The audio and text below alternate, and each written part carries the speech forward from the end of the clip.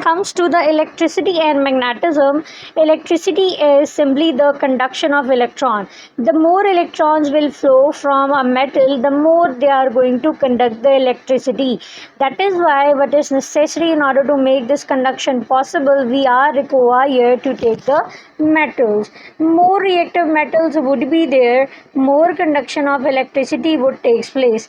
And obviously when there is more conduction of electricity taking place, they are going to make this flow possible in a way that their maximum donation of electron will be taking place. So when maximum electrons are being donated by a metal, the more conduction of electricity will take place. Okay, next thing came along is that next thing is magnetism. What magnetism is simply when two metals are going to attract each other strongly. When they are attracting each other strongly, there are some sort of forces present between them which are called as the magnetic forces. One metal could, even this is also present in the metals are going to attract each other. Even we can use this phenomena of magnetism to make the selection between elements. Let's say we will study in the upcoming chapters when we have to spare metals, or when we have to separate the two reactive groups. One is metallic, other is non-metallic. Generally we are going to place, or even let's say we have to separate some metals from the maybe it got somehow mixed up with the sand and we want to collect it. How we are going to do that? We can simply do this phenomena by placing metal nearby that particular mixture.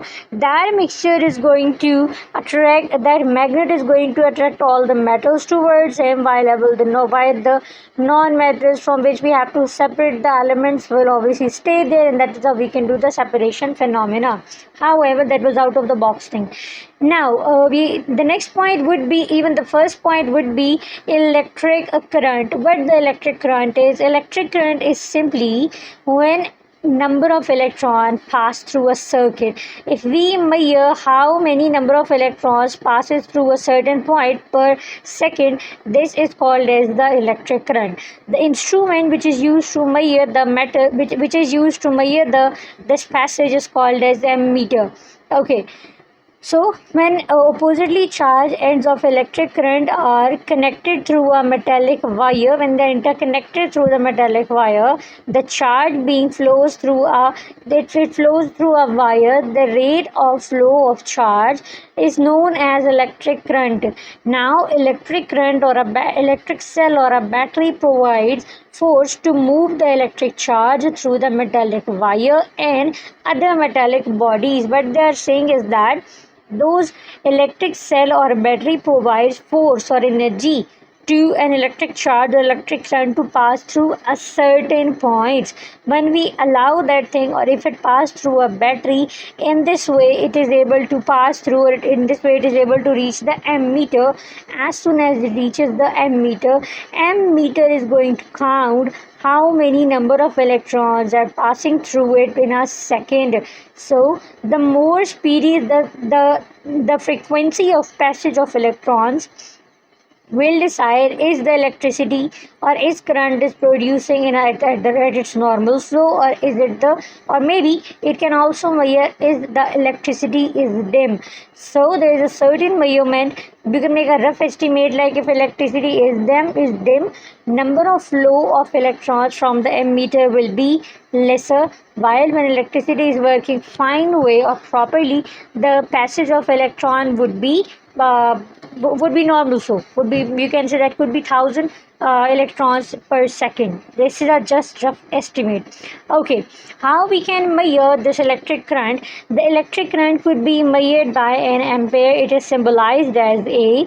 However, next thing would be the small unit of electric current are milliampere. So the bigger unit is 1 ampere. Smaller than this 1 ampere is the milliampere. So if 1000 milliamperes are gathered, they would be equal to 1 ampere. Okay, now if 1 milliampere is 1 microampere is converted or broke down into smaller parts, it will be equal to 1000 microampere. That is how we can measure the current. Okay, the instrument used to collect electric current is called as ammeter. It has a point that moves over the scale. Here is it. It keeps on moving here and there. When flow is 0, it is going to reach here. When flow is as its maximum, it will be placed here. The position of the pointer on the scale gives the reading of current passing through the circuit. Obviously, when there is no current, it will be laying down. It will not be moving here and there. So what we can say is that is the battery. It is made up of positive and negative charges. It provides cell with the energy to make the electric current possible to reach up to the ammeter, and when electrons pass through this ammeter, it reaches the bulb. So when it is like attached to the bulb would be enlightened. Why? Because the flow of electron is providing it with the energy to make that bulb lighten up. Okay, then it will be hitting this particular point, and after surpassing this point, it is going to reach out the ammeter, and that is how we can say that electricity is there and it is lighting up the bulbs. Next point is going to be 10.2. It is voltage and resistance. What is it? Simply, voltage is the ability of electrical source, maybe a cell or a battery, to push electric charge. It depends on the voltage. The more voltage is available, the more easily it can push the electric charge. Okay. So again, let's simplify it. How able a battery or a cell is to push the electric charge to reach to the it's like a battery to cross the battery or to pass out to the to reach the ammeter. How forcefully something is enabling the battery to make this conduction possible. The voltage of an electrical energy source such as the battery or a cell is a measure of its ability to push the charge in an electric circuit. The more able it is, the more the bigger voltage will be. A torch has 1.5 watts. In order to increase the voltage of an electric source, 2 or more cells are connected in a row or one after another in a series. Why? Because obviously when two cells are connected in a parallel way, in a serial way, they are going to make this conduction possible or speed up in a way like they are going to support each other to release the electron or to provide the cell with even more energy or a charge so that electron could be spreading ahead. That is how we can make this conduction possible with a quite ease. Okay. Next thing is going to be what we call is that when there are the two cells in a row, you can see that so there is a one battery, and obviously you can say that it can conduct energy of only about it can produce energy or electricity of about 1.5 volt bulb. However, if you place up a bigger bulb, this one battery is not enough. We have to multiply this 1.5 with the 3, and we need 3 batteries to make this bigger bulb enlighten up.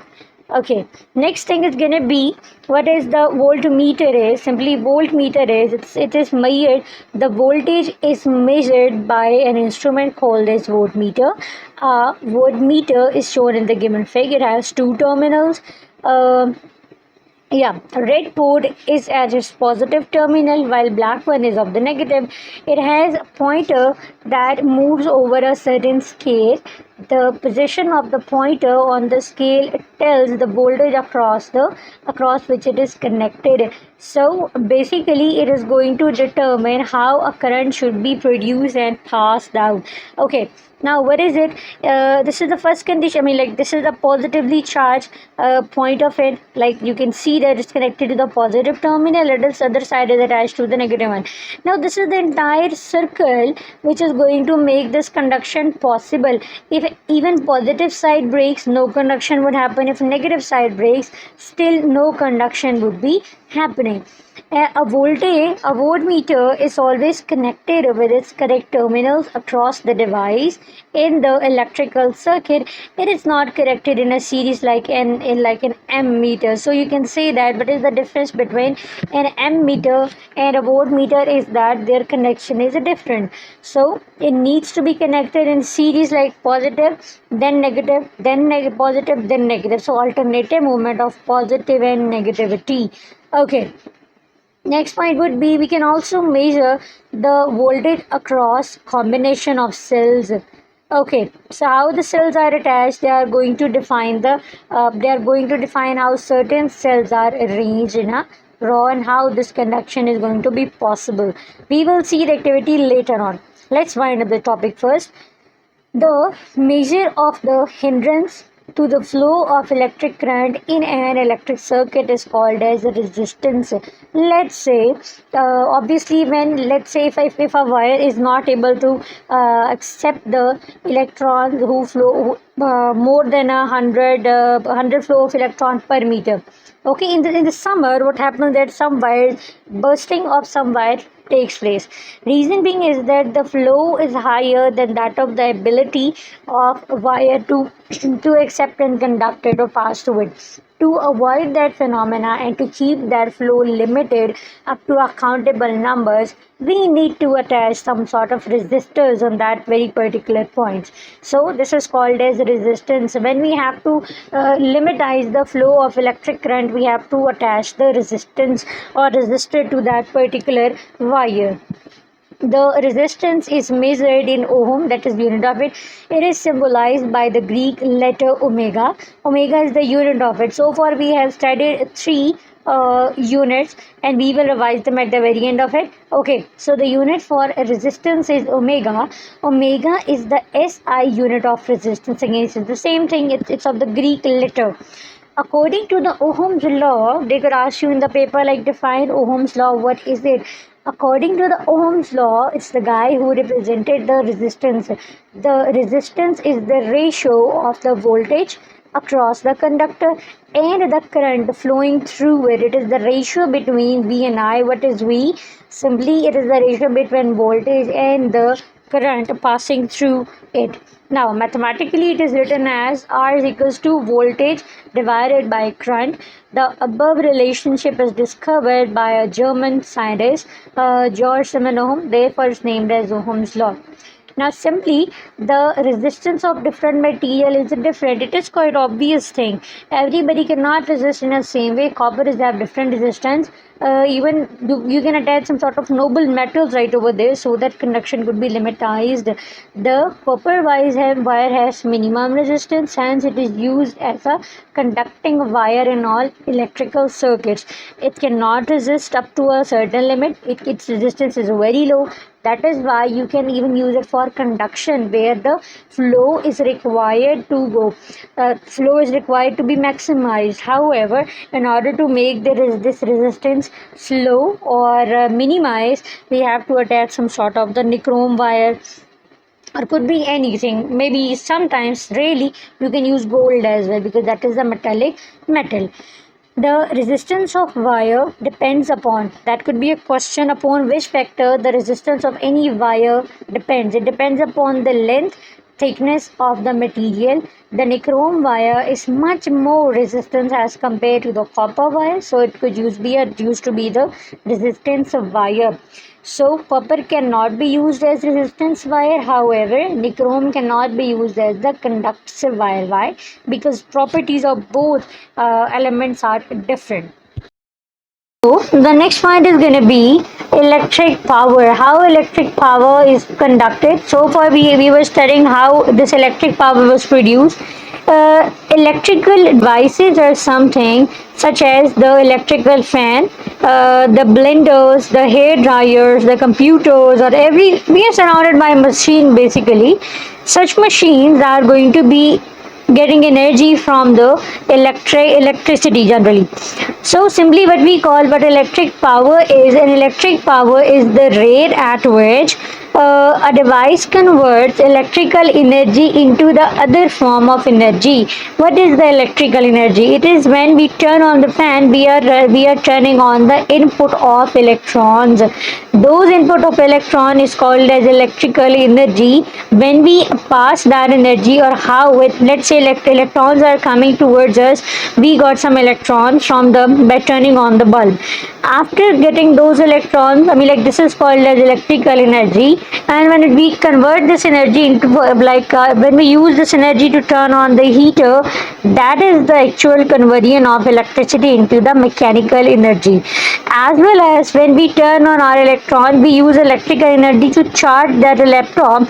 But at the end, what we are going to do is the laptop is going to be working without any input of electricity. Why? Because that laptop's battery has saved those electrons into it and had converted that electrical energy into the other form of energy. Maybe you can, most commonly you can call them as the mechanical energy. What is kilowatt per hour? That is the unit. Now we are learning the fourth unit. 1 kilowatt hour is the unit of our electricity meter. It is the amount of electrical energy used when a 1000-watt electrical appliance works for 1 hour a day. So when it works for for 1 hour, sorry. So when a 100-watt electrical appliance is used for 1 hour, I mean, like, how much energy? 1000 watts energy applied, I mean, like, supplied to us, and how much of it is consumed in 1 hour is called as the kilowatt per hour. Because as you can see, it's the per hour is already in its units. It have to measure per hour consumption. The electrical energy used in our homes are shown basically when we are learning using PC, and when we are using it, it consume about energy of about 150 watt per hour.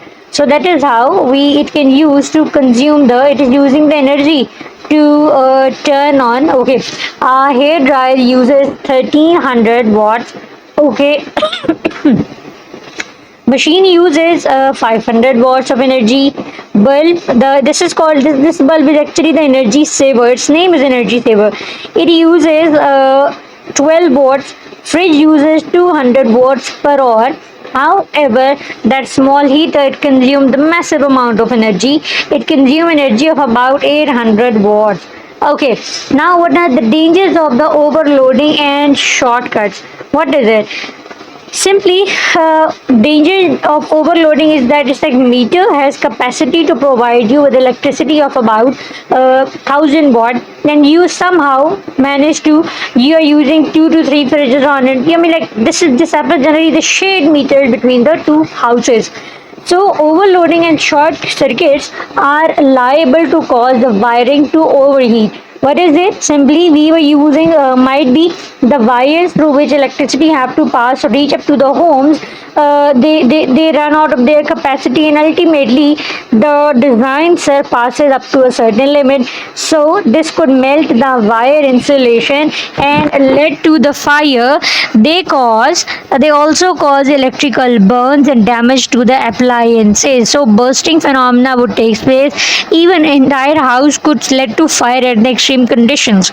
So even electrical system is damaged. In order to avoid this danger, avoid overloading on certain circuit, so there should be appropriate, or you could say that people need to buy the better quality, even the best quality of the conducting wires, so that short circuit could be avoided, as well as there should be limited use of electricity, both to save the bill as well as to avoid the overloading or short circuiting. Because once short circuiting happen, the entire house is going to suffer. So the next point is gonna be electric. Okay, earth, wire, and fuse and circuit breaker. What is it, their connection? Simply, when it comes to the earth wire, electrical circuits are connected to the earth, definitely, through a wire called as earth wire. It is the one who to keep that board firm. Okay, Now it conducts the excess or leaking of current from any electrical appliances to the ground. Sometimes that happens that current is generally electrons are really hard to control. Entire electrons cannot be connected. Some portion of even some mini electrons, one or two electrons are there are chances that they are releasing. Sometimes if that limit surpasses to a certain limit, this will lead to cause the this will lead to cause the flow of electron enhance onto the ground. So leakage of current would take place. That is how it is not good for the health. One may got the short circuit, like one may face the current. Now what they are saying is that according to the content, electrical circuits are connected to the earth through a wire called as electrical wire. They are intentionally connected to the earth because the land is not the conductor of electricity until unless it got in contact with the water. So there is a water and still electrical wire is there is a 100% chance that the person would die of that massive current. So it conducts the excess or leaking current from any electrical appliances to the ground. In this way it protects us from the electrical shock because it is going to neutralize that excessive availability of the current, or in case of leaking it is going to neutralize that flow. What are the uses of fuses? Wires are heat up when electrical current flows through them. Definitely when electric current flows through them, they are going to electrons are flowing, and that flow is going to produce maximum amount of energy. So due to that massive flow, electrical current would be is going to heat up the wire. Even if they are made up of copper, heating is still there. If the current is too large, the wires can get hot enough to start a fire. If it surpasses to a certain limitation, that fire it might gain fire. A fuse is a safety device connected to the electrical circuits that interrupts flow of excessive electrical current to prevent from the damage by overheating or fire. So when we use fuses, they are going to interrupt in the circuit and they are going to reduce the stuff to the fuse are applied to reduce to make that reduction by overflowing, because they are going to limitize their flow of electron. So although if wires got heat up fuse are there to limitize that heat, and it would be preventing the damage to the wire to avoid the overheating of the fire. That is how we can save the house from the electrical shocks, or maybe from the what you call short circuiting. So it is simple that it is simply a thin metallic wire designed to get hot and melt when too much current is flow. So it adjusts itself accordingly. When the fuse wire melts and breaks the circuits, we can say that fuse is blown. So entire impact is on this fuse. The house is saved. Now the use of fuse is good for the reasons why, because when high current may damage the component of circuit, a simple fuse can save a lot of money. It will be indication that now you need to turn off the entire electricity for a while. Then electrician would sort it out.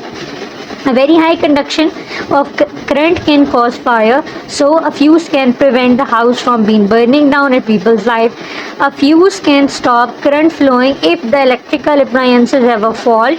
It is going to cut that flow off. So this attempt can help us to prevent the flow this can reduce the chances of flow.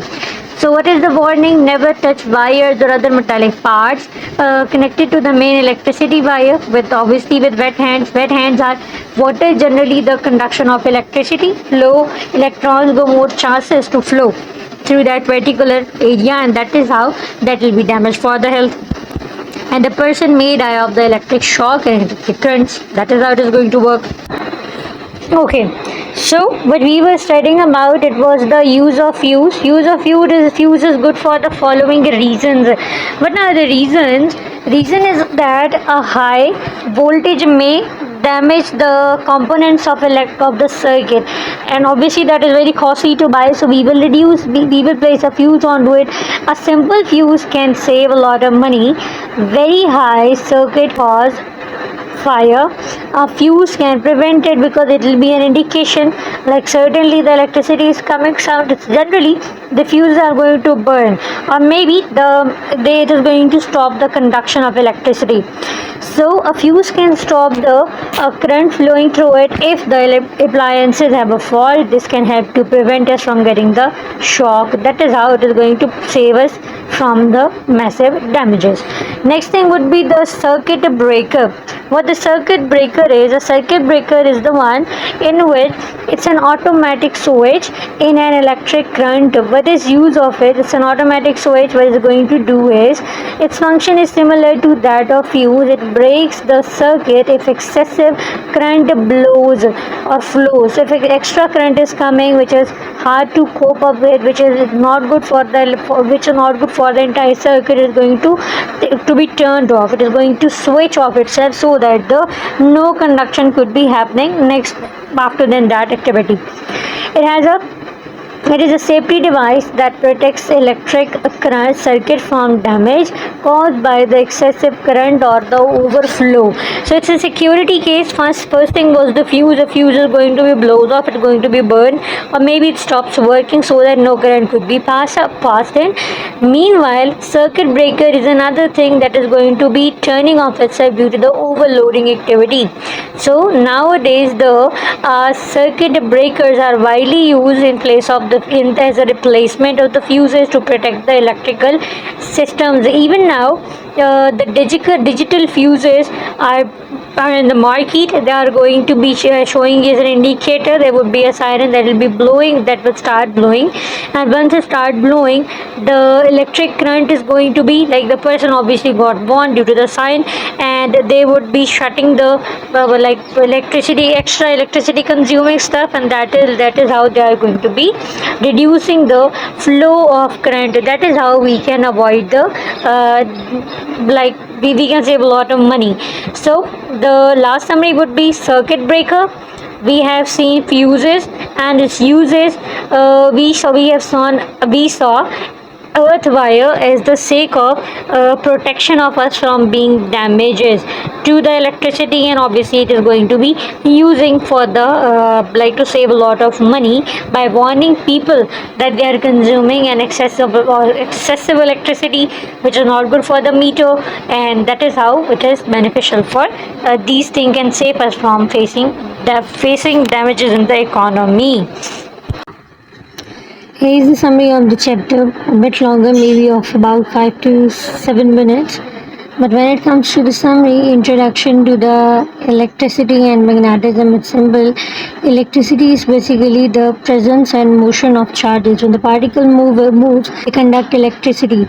On the other hand, the magnetism refers to the force with which the magnets exerts pressure.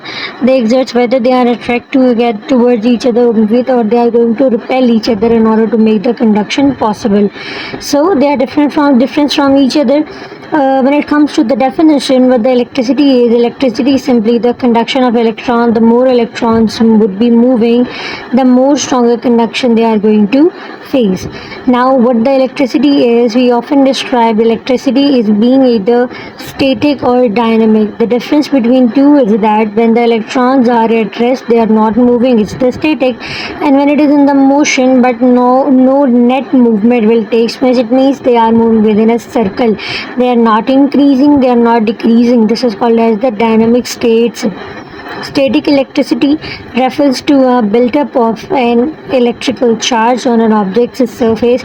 We refer to it as a static stuff because there is no current flowing, maybe in AC or DC, nothing is actually changing. So we can say that there is a result that an imbalance of charges between two metals takes place. When there is an imbalance of charges happens between two material, it will remain that the object will be attracting or repelling each other. They are going to face different forces. Electron movement, the valency of an atom defined on its ability to gain or lose an electron. Just like carbon can accept or can attract or share 4 of its electron. So it is going to be its valency. This eventually determines the chemical and electrical property of the atom.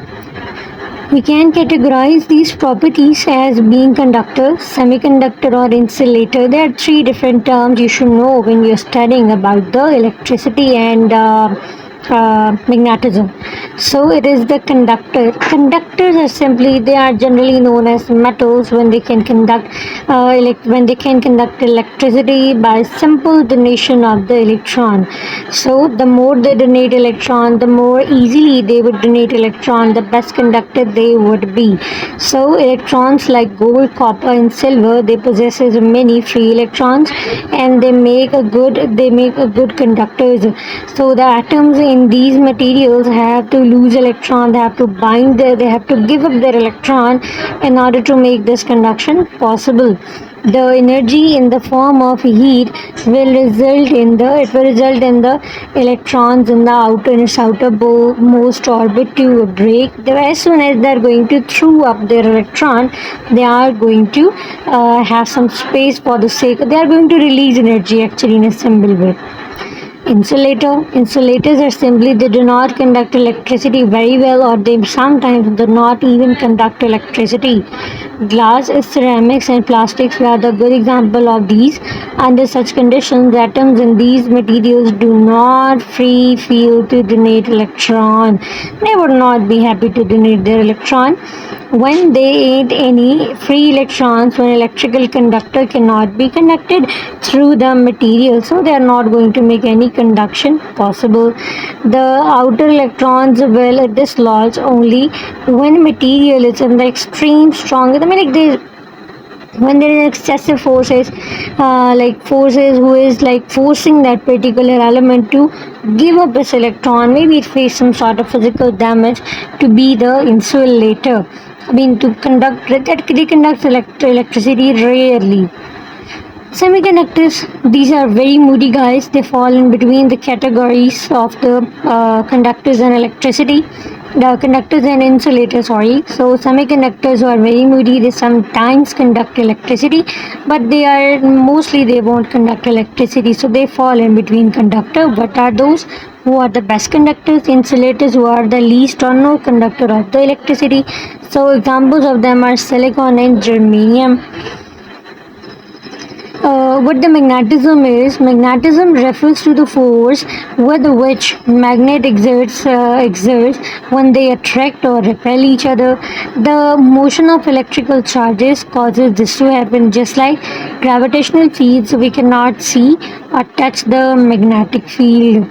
One field, the pull of Earth's gravitational field on ourselves and the object around us. So basically, when it comes to the gravitational force, they are going to be framing on the Earth's surface, on the Earth's ground, which enable us to walk in a better position. Now, difference between electricity and magnetism. There are three examples. Electricity is the flow of electron. Magnetism varies a bit different. Electricity can be present in a static charge, while we can feel presence of magnet only when they are moving. So magnets can only show the magnetic forces when they are moving, otherwise they won't show anything like that. So in all, electricity can exist without magnetism, for it's not necessary for a magnet to have electricity. It's possible for an electricity to make this conduction happen without even demand of magnetism. However, for a magnetism, it cannot exist without electricity. What electricity is? It's the flow of electron. It needs a magnet to make that flow of electron possible. Some general questions are: what are the semiconductors? Semiconductors, this material fall in category of the characteristics of conductors and insulators. In other words, they are not conducting or insulating. They are most widely used in semiconductors, such as silicon and germanium. When it comes to magnets, they refers to the force with which the magnet exerts when they attract or repel each other. When they are attracting or repelling each other, they face magnetism. The motion of electric charges causes this to happen. Just like gravitational fields, we cannot see or touch them, but obviously they do exist. Amazing fact about the gravity is that the gravitational force is the only force that is found on the earth and it's not present. It's one of the rarest forces present on the earth who is responsible to keep us firm onto the ground. If it is present, we can walk in a better way, but if it is absent, nothing is going to make us able to walk onto the ground. We might have to flew away. We cannot keep our steps firm, and that makes us impossible to move on the ground. Okay, so that's it for today. See you next time.